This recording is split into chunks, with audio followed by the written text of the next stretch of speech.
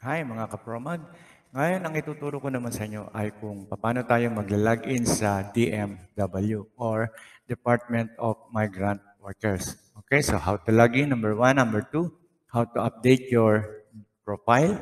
Kailangan mag-update din tayo ng profile. And then, how to attach your passport. Kasi kailangan din yan. Isa yan sa mga requirements.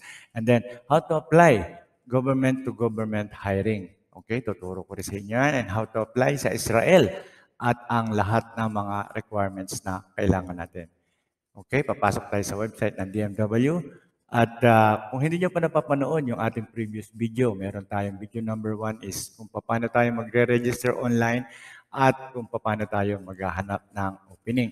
At ang ating pangalawang video ay ang mga openings na in ngayon. Meron almost 2,000 sa Israel at ang sweldo ay almost 77K. Panoorin nyo rin yan. Yan ang pangalawang video natin. Okay, so punta lang kayo sa ating channel, Promag TV, at andyan makikita nyo na yung dalawang related sa DMW. Okay? At bukod dyan, gusto ko rin magpasalamat sa ating mga recent subscribers. Maraming salamat po sa inyo. At sana ay matulungan ko kayo at patuloy pa po tayo magbibigay ng mga quality videos para sa ating mga subscribers. Okay, so subscribe na kayo kung hindi pa kayo nakasubscribe sa ating channel. Umpisahan na natin. Itatype lang natin ang dmw.gov.ph. Okay, so pag na-type nyo na yan, press nyo lang enter.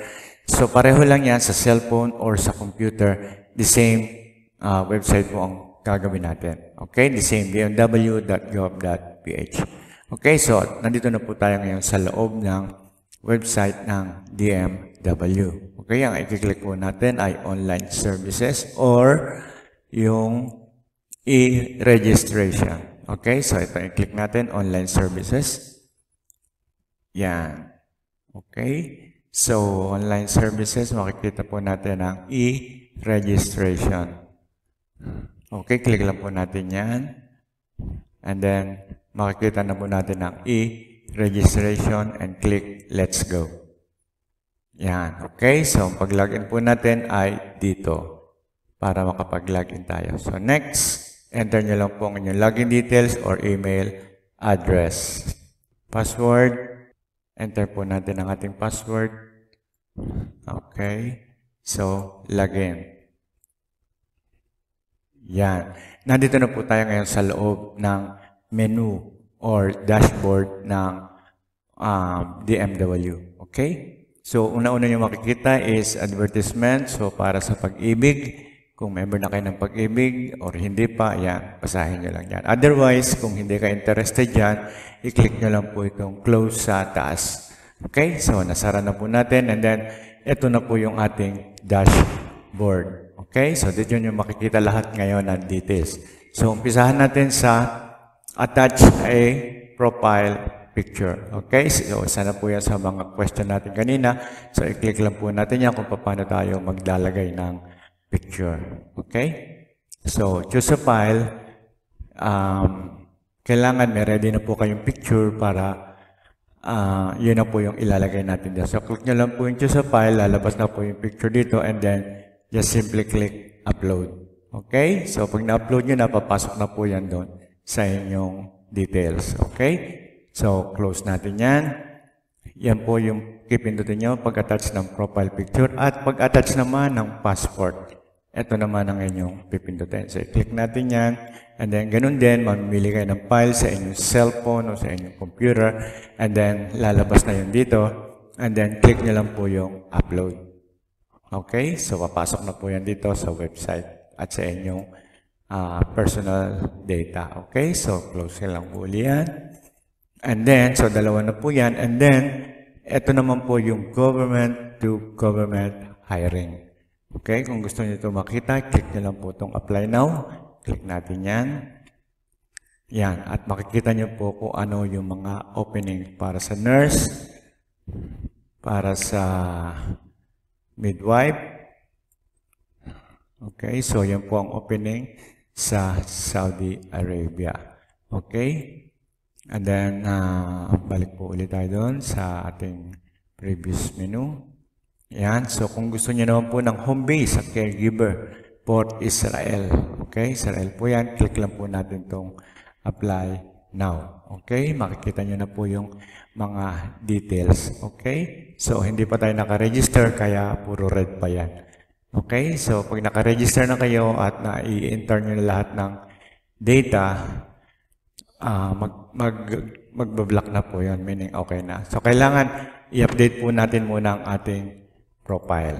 Okay, and then click mo yung profile mo and then makikita mo yung ibang details na wala pa. Kung kanang mobile number, contact number, your weight in kilograms, yan, mga details na yan, height, civil status, and then your religion, and then province, city, barangay, birthplace, tapos mother's name, maiden name, maiden name, maiden first name, saka middle name. Okay? And then, ID. Yan. So, i-click nyo lang to add new ID. Click natin yan para makita nyo yung sample or your passport. Pwede rin. Okay? Ilagay nyo lang dito yung passport number, date ng issue, saka date na expiration. Okay? So, pwede yan. Passport. Okay? Close natin yan. And then, family beneficiary. Okay? Click din natin yan para makita nyo. So, set beneficiary as kung sino yung gusto nyo maging beneficiary sa inyong application.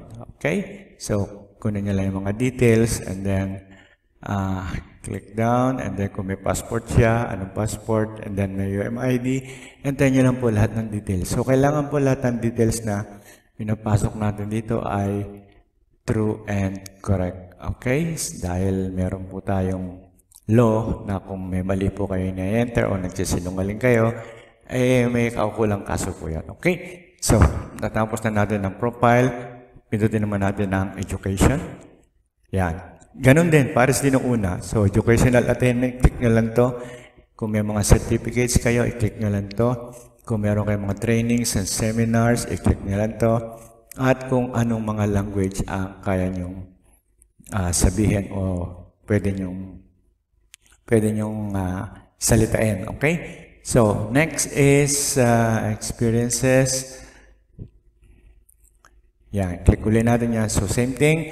Work preference, kung ano yung mga preferred nyo na trabaho na hinahanap, or work experience. Kung meron na kayong mga experience before, click nyo lang to.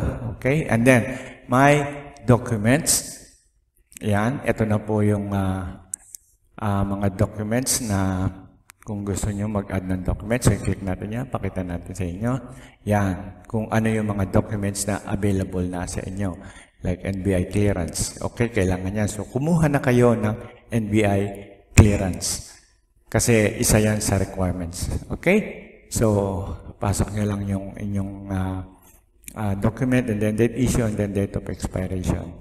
Okay? So, close ulit natin yan. And then, dito sa huli makikita nyo ang my resume. Okay? Click natin yan. At ito na yung pinaka-summary ng inyong mga in-enter na data. Okay? So, yan yun na yung personal identification nyo. At lahat ng in-enter nyo doon sa mga pinakita ko kanina, yan, makikita nyo na lahat yan. Okay? So, pagkatapos nyan, kung gusto nyo, meron tong option na i-print ang inyong resume. Okay? So, pag na-print nyo na, and nandun na yun. Yan na yung kopya nyo at yung kopya ng DMW. Okay? So, meron na silang kopya. So, pwede na kayo ngayong mag-apply anytime. Okay? So, ganun lang po kasimple. At makikita nyo na po dito kung ano ang mga pwede nyong applyan dito sa DMW. At isang maganda rito, government to government, wala po yung placement fee. Okay? Even to caregiver, alam ko wala rin itong placement fee. Okay? So, yan po maganda. Saka isa po, meron kayo assurance na ito ay legit at sigurado kayo na makakaalis. Okay? So, yung iba pa po mga requirements nandun po sa previous video natin katulad ng pre-orientation seminar. Doon nyo po makikita yan sa ating previous video. Okay? Yung po pinakita ko noong umpisa. How to register online. Ipinakita ko po yan dyan. At yung pong mga job openings kung saan tayo mag-a-apply. Okay? Okay, so once na naka-register na tayo, balik ulit tayo dito sa ating main website. Balik ulit tayo sa main ng dmw.gov.ph dahil ito ang mga selections na pwede nyong makita. Okay, isa dito ay ang mga licensed recruitment agencies. Okay? Ibig sabihin, recognize po yan ng DMW at ito ay legit na mga recruitment agencies. Pwede niyong puntahan doon mismo sa address na ibibigay sa inyo. Okay? At yung pangalan na ibibigay sa inyo dito. At ito naman ay yung mga approved job orders na pwede niyong applyan. So, click natin yan.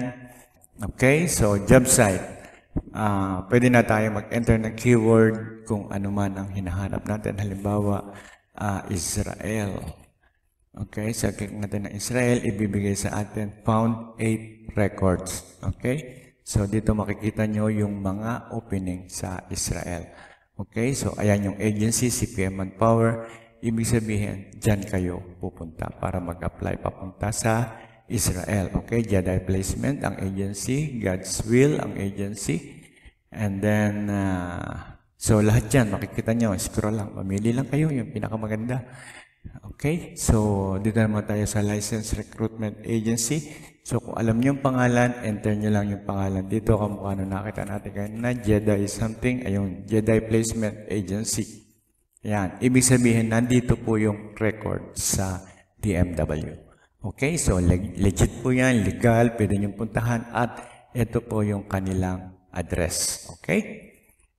So, I hope na may natutunan kayo ngayon at I hope din na kung sakali mag-a-apply kayo ay kaalis kayo.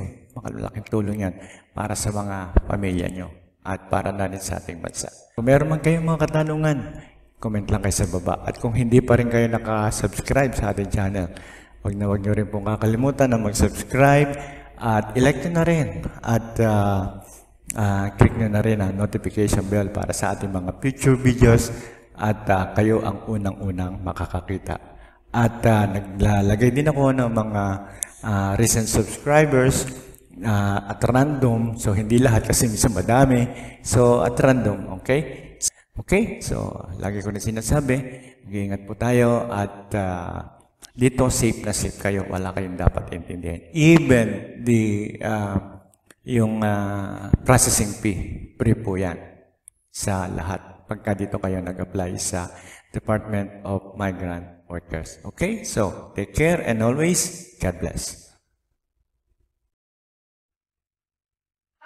I like it, I love it, I want some more of it. Dile, dile, dile, dile, yo, I love it, y'all. Mille, mille, mille, mille,